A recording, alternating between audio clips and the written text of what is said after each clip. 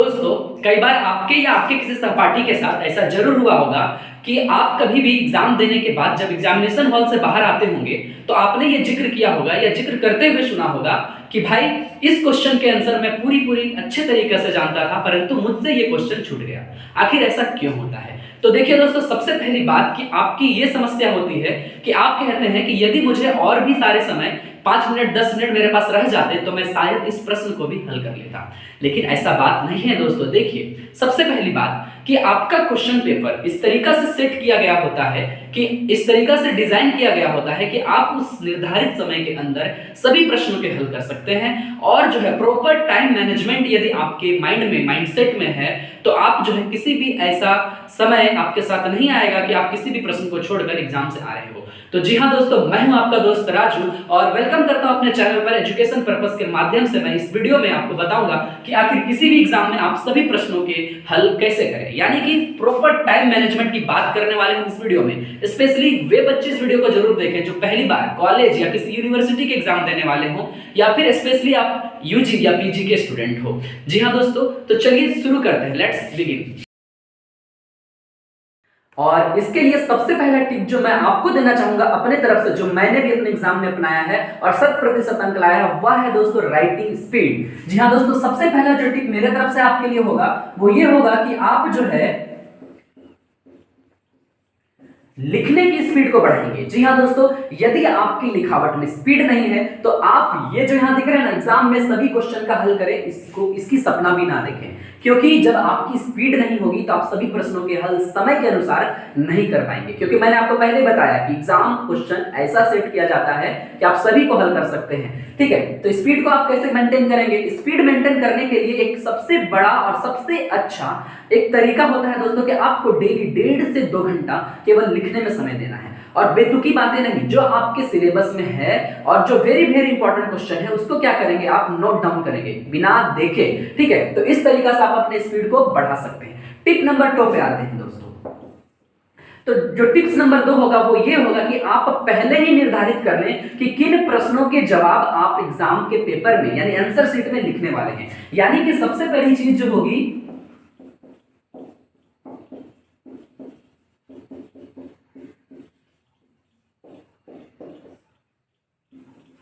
देखिए tip number 2 जो होगा वो हमारा ये होगा, पहले निर्धारित करें। क्या निर्धारित करें? कि किन प्रश्नों के जवाब आप एग्जाम में देने वाले हैं।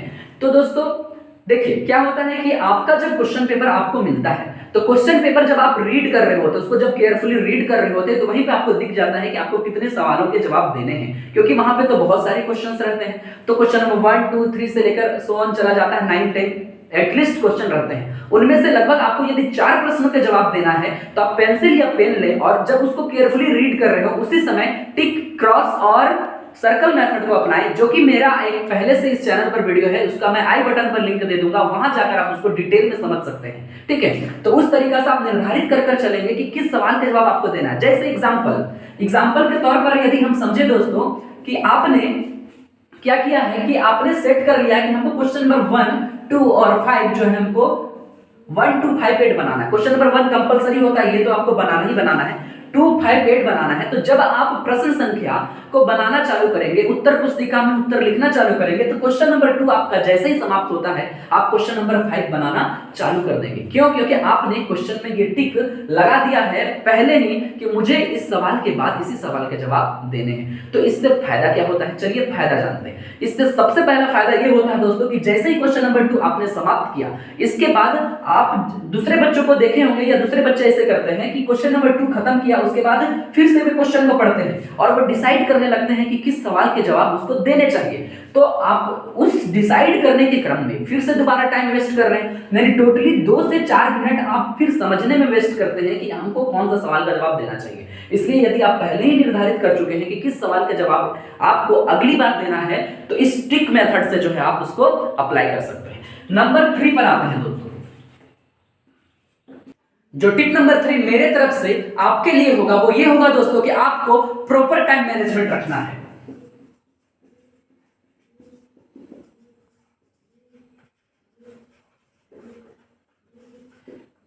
देखिए दोस्तों, यही सबसे बड़ी समस्या हर एक बच्चों के लिए होती है कि उन्हें ये पता नहीं होता कि कहां पे किस तरीका से अपने समय को खर्च करना है। तो सबसे पहले आपके हाथ में घड़ी होनी चाहिए और इस तरीका की घड़ी नहीं होनी चाहिए जिसमें कांटों की जो सुइयां दिखती है उस तरीका की घड़ी होनी चाहिए, तब जाकर जो आप टाइम मैनेज को अच्छे तरीका से समझ सकते हैं। तो सबसे पहले समझते हैं प्रॉपर टाइम मैनेजमेंट कैसे करते हैं। तो देखिए दोस्तों, बीए या एमए में अधिकतर प्रश्न ऐसे होते हैं कि जिसमें आपको 4 सवालों के जवाब देने होते हैं, ठीक है, जिसमें क्वेश्चन नंबर 1 जो होता है सेक्शन ए और सेक्शन बी में बटा हुआ होता है और इसमें जो है एमसीक्यूज प्रश्न होते हैं जिसमें 10 एमसीक्यू होते हैं और इसमें 4 ऑप्शन होते हैं जिसमें से 2 ऑप्शन को आपको कंप्लीट करने होते हैं। तो ये लगभग 1.5 से 2 पेज में एक सवाल का जवाब आप देंगे और ये एमसीक्यू के लिए आप यदि 2 पेज भी लेते हैं, ठीक है, और इसके लिए जो है दोस्तों यदि आप 4 पेज लेते हैं यानी 2 सवालों के जवाब आपको देने हैं तो आप लगभग यही 6 पेज जो है कंप्लीट कर लिए और इस 6 पेज के लिए केवल और केवल आपको 15 मिनट देने हैं, ठीक है दोस्तों। अब 15 मिनट में यदि आप 5 मिनट और एक्स्ट्रा ले लें तो टोटली आपके 20 मिनट जो है यहीं पे खत्म हो जाते हैं। यानी क्वेश्चन नंबर 1 जो कि 4 क्वेश्चन में से सबसे पहला क्वेश्चन जो आपको बनाना था वो क्या कर चुके हैं, कंप्लीट कर चुके हैं ओनली 20 मिनट्स में। अब आपके पास बचते हैं दोस्तों 160 मिनट, ठीक है, क्योंकि एग्जाम में आपके पास 3 घंटा यानी कि 180 मिनट्स होते हैं। अब ये 160 मिनट को आपको सही जगह पे इस्तेमाल करना है और ये जो मैं आपको रणनीति बता रहा हूं ये आपको पहले से ही माइंडसेट में रेडी रखना है। एग्जाम हॉल में जाने के बाद आप कैलकुलेशन नहीं करेंगे, ठीक है। तो ये 160 जो आपके पास समझ लो मिनट है, तो मोटा मोटी यदि हम समझे दोस्तों कि हमारे पास यदि अभी अगर बचा हुआ है नंबर ऑफ पेजेस यदि बचे हुए तो लगभग 32 से 36 पेज होते हैं। यदि हम 32 पेज भी रख लेते हैं तो यहाँ पे 6 पेज मैंने क्या कर दिया है, खत्म कर दिया, यानी कि 6 पेज आपने खत्म कर दिए तो आपके पास अभी भी 26 पेज बचे हुए हैं दोस्तों, ठीक है। अब इन 26 पेज को 160 मिनट में आपको भरना है तो कैसे भरेंगे और सभी क्वेश्चन को हल भी करना है तो कैसे करेंगे। तो हर एक आपके पास 3 सवाल बचे हुए हैं ना, एक सवाल तो आपने कंप्लीट किए, 4 सवाल का जवाब देने थे, 3 सवाल बचे हुए हैं। अब इस 3 सवाल के लिए अगर हर एक सवाल को आप 50 मिनट भी देते हैं, हर एक सवाल को यदि आप 50 मिनट भी देते हैं तो 150 मिनट में आप क्या कर चुके हैं, 150 मिनट में आपने तीनों सवाल का जवाब दिया और देखा जाए तो 3 + 1 = 4 यानी 4 सवालों का जवाब जो आपने 150 + 20 यानी 170 मिनट में दे दिया। यानी जहां आपके पास 180 मिनट है आपने 170 मिनट में इसको खत्म कर दिया है, ठीक है। और इसको यदि और भी डिटेल में आप समझना चाहते हैं तो इसके लिए यदि आप और एक नई वीडियो को अगर हमारे पास डिमांड करते हैं तो मैं इसके लिए भी नई वीडियो बनाना चाहूंगा। हालांकि दोस्तों मैं लेंथी नहीं करना चाहता हूं इसलिए मैंने इसी में समझा दिया। इस तरीके से आप क्या कर सकते हैं, 170 मिनट में सभी सवालों का जवाब दे सकते हैं। और यदि आपके लिखने की स्पीड बहुत तेज है तो आपके पास 10 मिनट नहीं 20 मिनट 25 मिनट 30 मिनट तक भी बच सकते हैं, ठीक है। अब चलिए दोस्तों चलते हैं आगे के टिप्स में।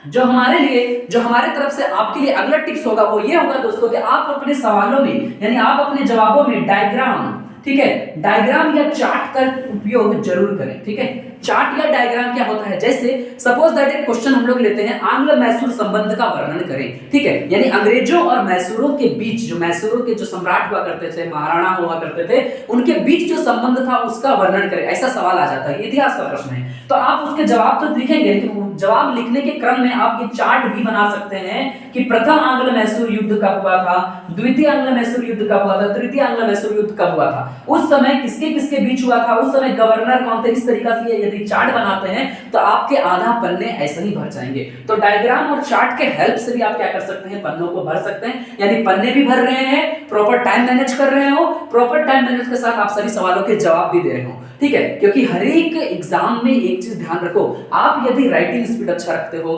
राइटिंग स्किल्स अच्छे हैं आपके पास और जो भी तरीके जिस तरीके से आप पेपर अटेम्प्ट करते हो, किस तरीका से क्वेश्चन को समझ रहे हो, कैसे अटेम्प्ट दे रहे हो, प्रॉपर टाइम मैनेज कर रहे हो, डायग्राम चार्ट मैनेज कर रहे हो, तो ये जरूरी है दोस्तों। एक चीज जान लो कि जरूर से जरूर आपको अच्छे से अच्छे अंक आ सकते हैं। और लास्ट में मेरे तरफ से एक स्पेशली एक नोट जो है मेरे तरफ से रख लें कि जब भी कभी आपके पास अलग से समय बच जाए 20 मिनट 25 मिनट, तो उस समय का आप सही प्रयोग करेंगे कि आपको क्या करना है, फिर से अपने आंसर की जांच करनी है और आंसर को जांच करने के बाद जो मुख्य बातें होते हैं उसको अंडरलाइन करनी है। तो इतना ही था दोस्तों, ये है टिप्स एंड ट्रिक्स जिसको अपनाकर आप क्या कर सकते हैं, सभी पन्नों को भर सकते हैं। दूसरा, टाइम मैनेज अच्छे तरीका से कर सकते हैं, कोई भी सवाल आपसे बिल्कुल भी नहीं छूटेगा। और सबसे बड़ी चीज कि आप अपने कॉपी को बहुत ही अट्रैक्टिव बना सकते हैं जिससे कि आपके नंबर या अंक जो है अधिक से अधिक आने की संभावना संभावना होंगे, जो मैंने बनाया, जो मैंने किया, वो मेरा एक्सपीरियंस मैंने आपको दिया। तो अब बारी है दोस्तों आपकी कि आप इस तरीका के जो है टिप्स एंड ट्रिक्स अपना कर अपनी कॉपी में जरूर जो है अपना प्रदर्शन करें, अपना